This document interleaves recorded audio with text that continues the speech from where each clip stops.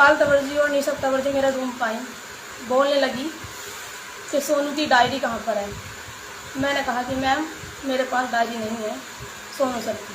कि सोनू ने मुझे जेल से फ़ोन करके, सम्राट ने मुझे जेल से फ़ोन करके ये कहा है कि सीमा के पास सब कुछ है, डायरी में सारे OTP, पासवर्ड, जो भी कुछ है, जीमेल ID सब कुछ लिखा हुआ है, सीमा के पास मेरे सारे नंबर हैं। मैंने कहा कि सर एक बात बताइए, मैं एक प्रदेश अध्यक्ष हूँ, सोनू मेरे आगे कार्य करता है, मेरे को वो क्यों देगा अपने पासवर्ड, क्यों अपने ID के जीमेल ID देगा मुझे। सतपाल सर ने कहा कि सोनू ने, सम्राट ने खुद हमसे ये बोला है कि सीमा के पास सारा कुछ है, आप सीमा से ले लीजिए, सीमा दे देगी। जबकि भैया जी मेरे पास कुछ भी नहीं था, मेरे पास कुछ भी नहीं था। पाल सर ने कहा कि सोनू ने तेरे लिए क्या नहीं किया, सोनू ने तेरे को फेमस किया, सोनू ने तेरे लिए रात दिन काम किया, और हमारे कहने से उसने क्या नहीं किया, आज तो सोनू का साथ नहीं देगी। मैंने कहा कि सर बताओ मुझे क्या करना है। सोनू सर हाँ मेरे लिए काम करते थे, मैं नहीं करती, लेकिन मेरे लिए नहीं करते थे, वो भीमसेना के लिए काम करते थे, आपके लिए काम करते थे, और मैं खुद आपके लिए काम करती थी, ठीक है। उसके बाद सर ने बोला कि तुम्हें लाइव देनी है। मैंने कहा लाइव किस तरीके से देनी है। उन्होंने मेरे को बोला कि तुम्हें लाइव देनी है कि मैं खुद आगरा चल के आऊँगी, खुद आगरा चल के आऊँगी, थाने के सामने खुद पेट्रोल की शीशी लेकर, डीजल लेकर जाऊँगी, आग लगाऊँगी, और अछनेरा थाने फतेहपुर सीकरी के आगे आग लगाऊंगी। थाने में कोई जौन सा ही पुलिस वाला मेरे आगे आएगा उसे मैं मारूंगी। खुद ये भी कहा कि सम्राट ने, सोनू ने मुझे कॉल करके ये कहा है कि सीमा से ये कहो कि पुलिस वाले को किसी को भी उठा के ले आए। मैंने इनकार कर दिया कि सर मैं अगर लाइव देखती हूँ, अभी आप मुझे 1 साल, मैं आपके पास 1 साल से रह रही हूँ, संपर्क में काम कर रही हूँ, आपसे मुझे 1 रुपये का लालच नहीं, आप मुझे 1 रुपया नहीं देते हो। आपने सबके सामने क्या कह रहा था, सीमा की जिम्मेदारी मैं उठाती हूँ। 9-10 महीने हो चुके हैं, आपने मेरे बच्चे के लिए आज तक 1 रुपया पेंसिल के लिए नहीं दिया। मेरा बच्चा घर पे रहता है, पढ़ाई नहीं करता, मैं अपने बच्चे को जो पढ़ाती हूँ खुद अपने आप पढ़ाती हूँ। क्या मेरा बच्चा पढ़ने लायक नहीं है? बोलो। सतपाल सर ने क्या कहा कि तुम्हें लाइव देनी है, कुछ भी हो जाए, अगर लाइव नहीं दोगी तो तुम खुद जेल जाओगी। मैंने कहा कि सर मैं लाइव नहीं दूंगी। बोलने लगे कि तू अपने बच्चे का आधार कार्ड बनवा, तेरे बच्चे को मैं हॉस्टल में डालूंगा। मैं कहने लगी सर जब आपको 9 महीने से मेरे बच्चे की नहीं आई, मैंने तुम्हें दिन रात फ़ोन करके ये कहा कि सर मेरे बच्चे का कुछ कीजिए, मैं आज लाचार हूँ, मेरा बच्चा पढ़ाई नहीं कर पा रहा है, और मैं इस तरह से संगठन में काम नहीं कर सकती जब तक मेरा बच्चा मेरे सामने रहेगा। ऐसे ही घर में मेरा बच्चा बिलखता रहेगा, मेरे बच्चे को भी शिक्षा की ज़रूरत है। तो सतपाल सर ने क्या कहा जब सोनू सर जेल में गए कि सीमा अपने बच्चे का आधार कार्ड बनवा जिसमें कि तेरा नाम होना चाहिए, तेरा हस्बैंड का नाम नहीं होना चाहिए। मैंने कहा चलो ठीक है देखती हूँ सर। मैंने कहा कि आधार कार्ड किस लिए बनवाना है? उन्होंने बोला आधार कार्ड इसलिए बनवाना है कि तेरा बच्चा हॉस्टल में जाएगा और तू काम करेगी, तू यूपी में जाएगी, आंदोलन करेगी पुलिस वालों के खिलाफ, योगी आदित्यनाथ के खिलाफ। मैंने क्लियर मना कर दिया कि सर पहले बात तो ये, जब तक सोनू सर जेल से बाहर नहीं आएंगे मैं कुछ भी काम नहीं करूँगी। कुछ भी काम का मतलब कुछ भी गलत काम नहीं करूँगी जो मेरे पीछे पुलिस आए या मेरे को पुलिस अरेस्ट करे या मेरे पीछे मेरे अपने ही समाज के लोग मेरा विरोध करें, क्योंकि पहले से ही मेरे 3 साथी जेल में हैं।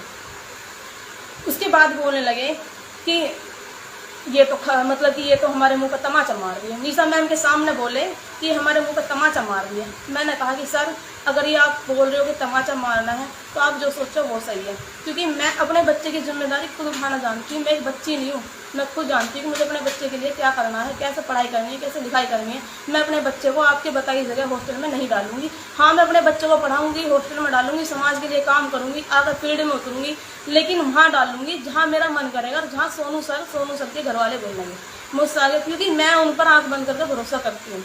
जरूरी नहीं है हर एक इंसान गलत होता है, ठीक है। उसके बाद पाल सर ने कहा कि तूने कहीं और ठिकाना ढूंढ लिया क्या, तूने कहीं और ठिकाना ढूंढ लिया क्या? तीसरी बार जब बोले तूने कहीं और ठिकाना ढूंढ लिया क्या? मैंने कहा निशा मैम सतपाल सर के मुंह को देख रही थी और मैं भी उनके मुंह को देख रही थी। मैंने कहा कि सर तुम कहना क्या चाह रहे ये बताओ। गेट खोल देती हूँ, अभी 1 मिनट रुको, लाइट ऑफ हो गई।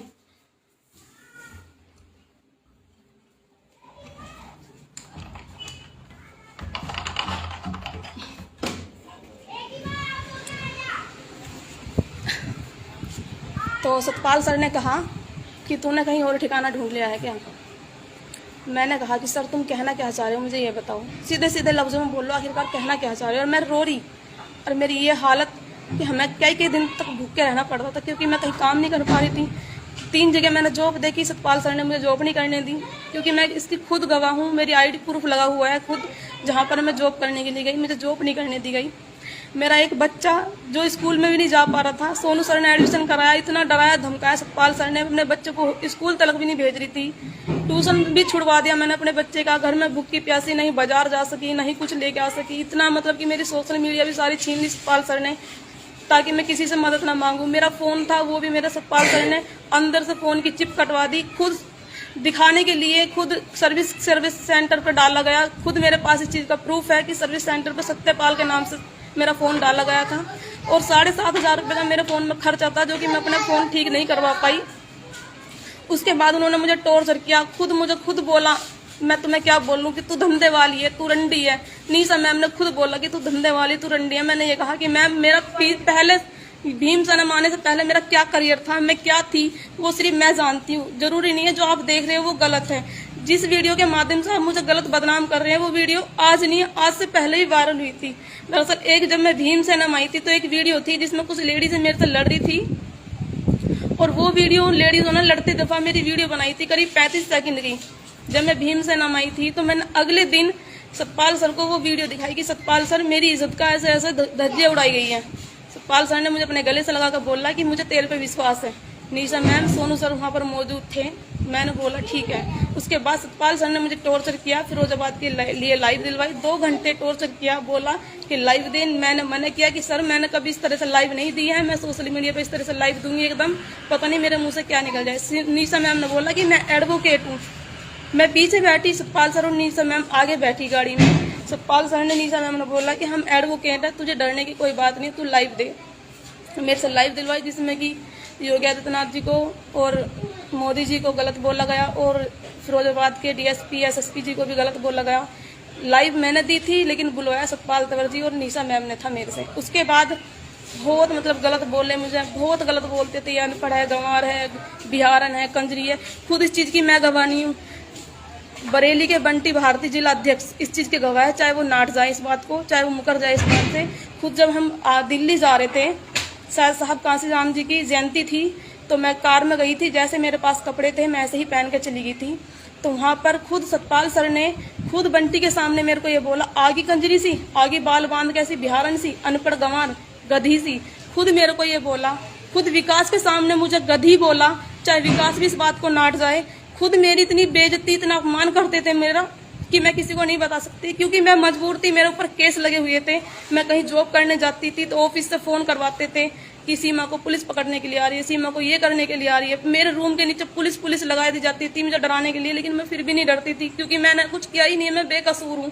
पुलिस वाले भी जानते थे कि सीमा बेकसूर है, सीमा कुछ नहीं कर सकती, क्योंकि मेरी भी पुलिस वालों से बात हुई थी क्योंकि मैं बेकसूर थी।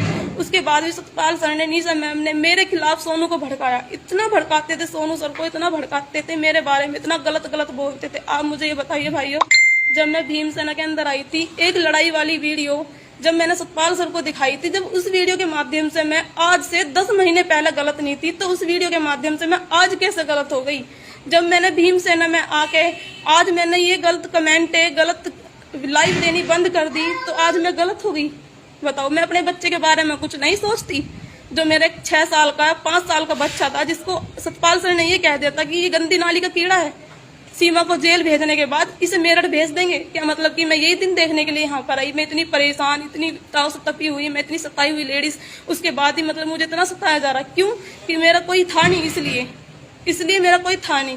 इससे ज्यादा मैं वो तुम्हें क्या बताऊं? अंदर तक की बात जो मैंने तुम्हें बता भी दिया, तो तुम भी ये कहोगे कि कितना गलत है और कितना गलत हुआ है। क्योंकि मैं नहीं चाहती कि मैं जिस तरीके से मुझे अभद्र भाषा का वो प्रयोग करते थे, मैं वही सब आपके सामने बोलकर अपने मुंह से बताऊं, क्योंकि मैं नहीं चाहती ऐसा सब। मेरे बच्चे को भी इतना गलत बोला जाता था, मेरे को भी इतना गलत बोला जाता था, और सोनू सर को मेरे खिलाफ भड़का जाता। और मेरे को ही नहीं, आपको मैं रिकॉर्डिंग शेयर कर दूंगी व्हाट्सएप पे, जिस नंबर पे आप चाहो उस नंबर पे। मैं फेसबुक पर रिकॉर्डिंग शेयर कर दूंगी, आप बोलो तो।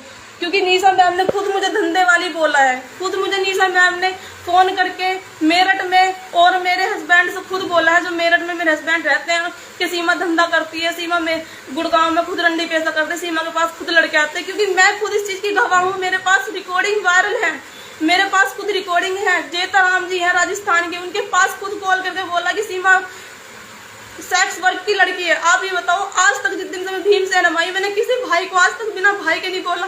जो भाई मुझे मैम कह कर बोलता था, मैंने उससे भी आज तक बिना भाई के नहीं बोला। मैं ये बोलती थी कि भैया हाँ भैया हाँ भैया, मैंने किसी को भी आज तक गलत नहीं बोला। तो मैं कैसे रंडी हो गई, कैसे मैं धंधे वाली होगी। मैं भूखी प्यासी रही जिस दिन से सोनू सर जेल में गए।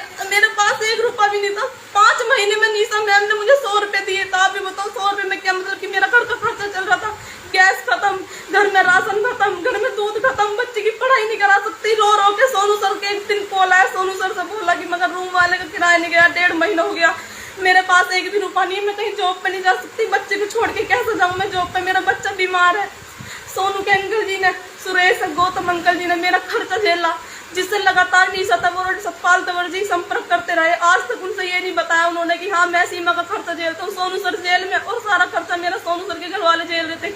और जिसको ये बोल रहे थे सोनू सर के घर पर फोन करके सीमा धंधा करती, लाखों रुपए कहाँ से खर्च कर रही, मेरे पास खुद अवेलेबल है रिकॉर्डिंग, मैं आपको शेयर कर सकती हूँ। बताओ मेरी क्या गलती थी? सिर्फ गलती ये थी मेरी कि मैंने उनकी बात मानकर मैंने कोई लाइव नहीं दी थी। तो मतलब लाइव नहीं दी तो मैं क्या रंडी होगी? आप मुझे ये बताओ, क्या मतलब कि धंधे करने वाली होगी? आप मुझे ये बताओ, मतलब कि एक ये मुखिया का, संगठन के मुखिया का कहना ये सही था, मेरे ऊपर कोई हमला नहीं हुआ, मुझे टॉर्चर कर करके मेरे माथे पे, मेरे सिर पर जबरदस्ती निशा मैम ने, सतपाल सर ने गीला और सूखा सिंदूर पानी में घोल के डाला कि ये सीमा पे हमला हो गया। मैंने मना किया कि सर मैं नहीं कर सकती। 10 बजे दिन में करवा रहे थे, मैंने मना किया कि सर मैं नहीं कर सकती ये काम। सतपाल सर ने पूरे दिन मुझे टॉर्चर किया। रात को 9:30 बजे मेरे रूम पे आए निशा मैम ने, सतपाल सर ने मेरे सिर पे वो सिंदूर का पानी डाला, फिर सारे में वीडियो, सारे में फोटो वायरल किए कि सीमा पे हमला हो गया। दरअसल मेरे पे कोई हमला नहीं हुआ और मैं इतनी मजबूर थी, इतनी गुलाम की जंजीरों में बांध रखी थी इन्होंने, क्योंकि मेरे पे केस लगे हुए थे। मेरा एक बच्चा था मासूम से, मैं किधर जाऊँ, ना मैं मेरठ जाकर रह सकती, ना इनसे बाहर होकर मैं यहाँ रह सकती। कहीं भी जाऊंगी मुझे ढूंढ लेंगे, मुझे मरवा देंगे, खुद मुझे मारने की भी धमकी दी थी इन्होंने।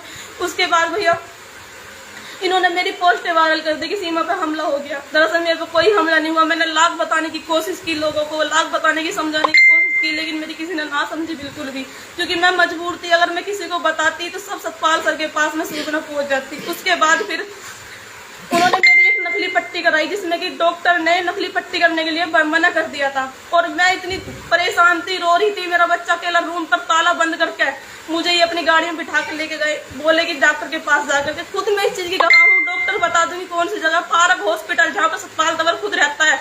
5000 रुपए के महीने के किराए के रूम में वहाँ रहता है। वहीं पर सतपाल तंवर के बराबर में डॉक्टर है। 3 डॉक्टर के मैं गई, तीसरे डॉक्टर ने जब पट्टी करने के लिए मना कर दिया, तीनों डॉक्टरों ने फिर एक नकली पट्टी मेरा ऐसा बांधी। फिर तीसरे चौथे डॉक्टर के पास गए, फिर उसने कहा, सतपाल सर ने कहा कि ये पट्टी थोड़ी ढीली हो रही है, इस पट्टी के ऊपर ही आप एक पट्टी कर दो। उसके बाद उन्होंने पट्टी करी, फिर गाड़ी में बिठाकर मेरी बेइज्जती करी। फिर उसके बाद मैंने रूम पर आकर गुस्से में, सोनू सर मुझे रूम तक लेकर आए कि तुम रूम में आराम करो, तुम उदास मत हो, सब ठीक हो जाएगा, मैं तुम्हारे साथ हूँ, तुम्हारे साथ तुम मैं ही नहीं हूँ, तुम्हारे साथ बहुत भाई हैं, तुम टेंशन मत लो, लेकिन तुम अभी थोड़ा शांत रखो। उसके बाद मेरे पास जब मैंने कोई फोटो वायरल नहीं किए अपने कि मेरे सिर में चोट लग रही है, तो सब भीमसेना चीफ के ऑफिस में एक लड़की सोनम नाम की जॉब करती थी, जो कि मेरे रूम से कुछ ही दूरी पे थी। वो लड़की वो मेरे रूम पे आती है 10:30-11 बजे के करीब। जब वो लड़की मेरे रूम पे आती है तो मैंने अपनी पट्टी सारी सिर पे से उतार के नीचे फेंक दी होती है, क्योंकि मेरे को ये ढोंग नहीं करना आता था, ना मैं ये ढोंग कर सकती थी। तो जब उस लड़की ने आगे देखा तो उसने कहा कि सर सीमा ने तो अपनी सारी पट्टी उतार के फेंकी हुई है सिर पे से। खुद मेरे पास इस बात का सबूत है, वो लड़की खुद गवाह है, चाहे वो लड़की ना रहे, इस बात को मैं खुद कह रही, क्योंकि मैं चाहूँ तो मैं खुद अपना नाम ले सकती हूँ, किसी का नाम नहीं ले सकती, लेकिन जो मेरे साथ हुआ मैं वो बता रही हूँ। फिर उस लड़की ने जबरदस्ती उनसे कहा कि सर इन लड़की ने मतलब कि पट्टी उतार के फेंकी हुई है, क्या करूँ। फिर सतपाल सर ने मुझे समझाया प्यार से कि बेटा ऐसा नहीं करते, सीमा ऐसा नहीं करते, मतलब अपने मतलब के लिए इतना प्यार जताते थे, इतना प्यार जताते थे बहुत। उसके बाद मेरे सर पर जबरदस्ती पट्टी बांध दी। फिर एक लड़का आया, पता नहीं कौन था, जिसको बुर्खा पहना करके इन्होंने मेरे पास बिठाया। आपने वो वीडियो वो फोटो भी देखा होगा, बुर्खा पहना रखा था, उसे मेरे पास लिटाया। उसको मेरे पास बिठाने नहीं, लिटाया नहीं, बैठाने के बाद उसने फिर मेरे पास फोटो खींचा, जो मेरा ग्रुपों में फोटो वायरल हुआ। उसके बाद मैंने वो फोटो फिर तुरंत इन्होंने डालने के बाद, खिंचवाने के बाद मैंने वो पट्टी तुरंत खोल के फेंक दी। उसके बाद 5 दिन बाद जब पुलिस मेरे को ढूंढने लगी, मेरे को खोजने लगी, मेरी लोकेशन नाहरपुर के पास अनाज मंडी हरिनगर की निकली, गुड़गांव की, तो पुलिस मेरी बिल्डिंग के नीचे खुद पहरे लगा रही थी कि सीमा कहाँ है। सीमा की करंट लोकेशन मिल रही थी, पर रूम का नहीं पता चल रहा था कि कौन सी बिल्डिंग में सीमा है।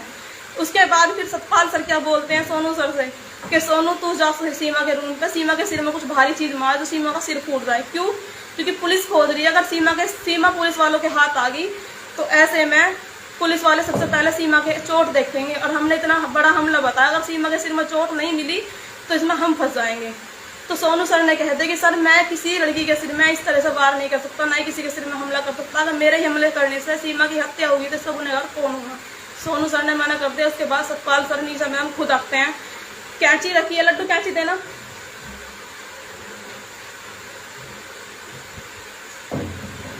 ये कैंची है, मेरा एक बच्चा है और मैं संविधान को अपना सब कुछ मानती हूँ, संविधान की कसम खा के कह रही हूँ।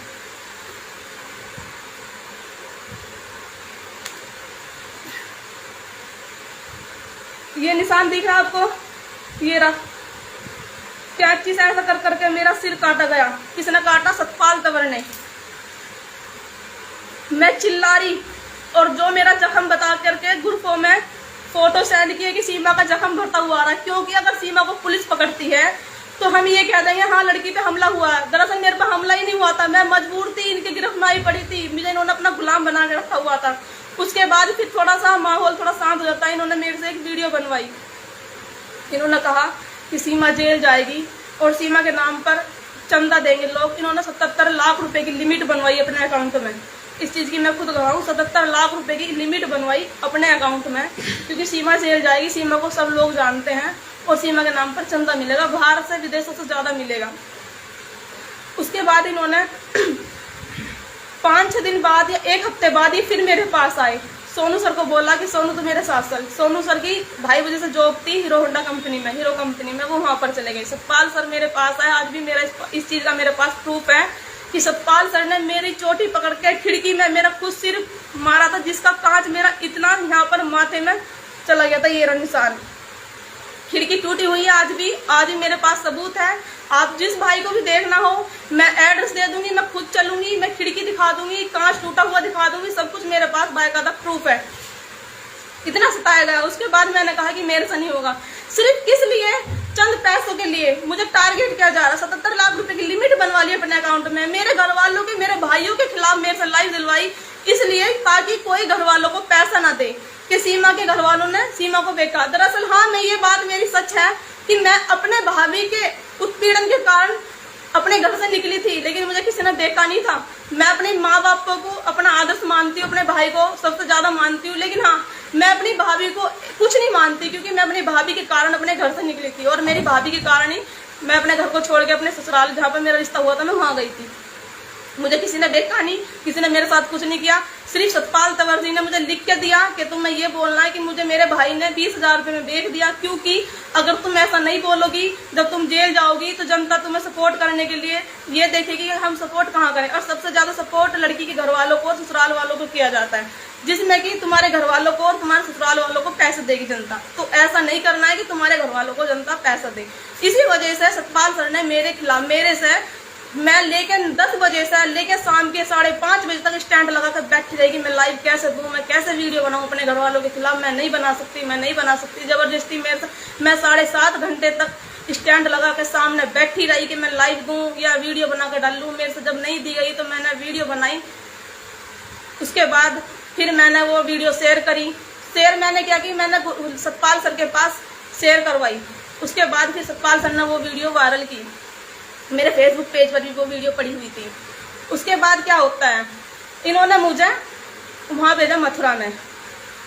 मथुरा में जाने के बाद इन्होंने मुझे मथुरा में भेजा, जबरदस्ती वहाँ पर ताला लगवाया मेरे से। मेरे अंदर इतनी हिम्मत थी, मैंने ताला लगा दिया, वरना कोई और होता तो भाग गया था। हाँ, मैं अब भी कहती हूँ मैं डरती नहीं, मैं अब भी कहती हूँ कि मैं शेरनी हूँ। मैं कल भी शेरनी थी, मैं आज भी शेरनी और हमेशा रहूंगी और अपने समाज के लिए लड़ूंगी। मैं किसी के गुलाम नहीं हूँ। सिर्फ मैं थोड़ी सी ये मजबूर थी क्योंकि आज मेरे पास 8-10 केस लगे हुए हैं, जिसके गुनहगार सिर्फ सतपाल तंवर है, क्योंकि मैं बिल्कुल बेकसूर हूँ। ठीक है।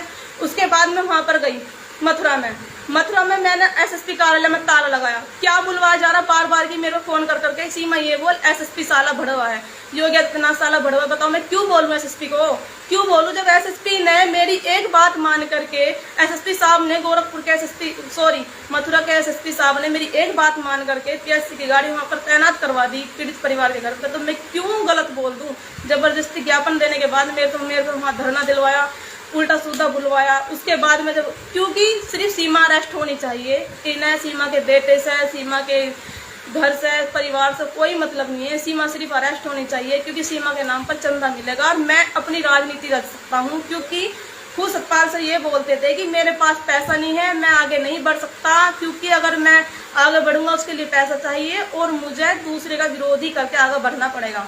उनका विरोध सिर्फ सतपाल तंवर जी का विरोध सिर्फ योगी आदित्यनाथ जी थे, उन्हीं को टारगेट करके वो अपने आप को आगे बढ़ते थे।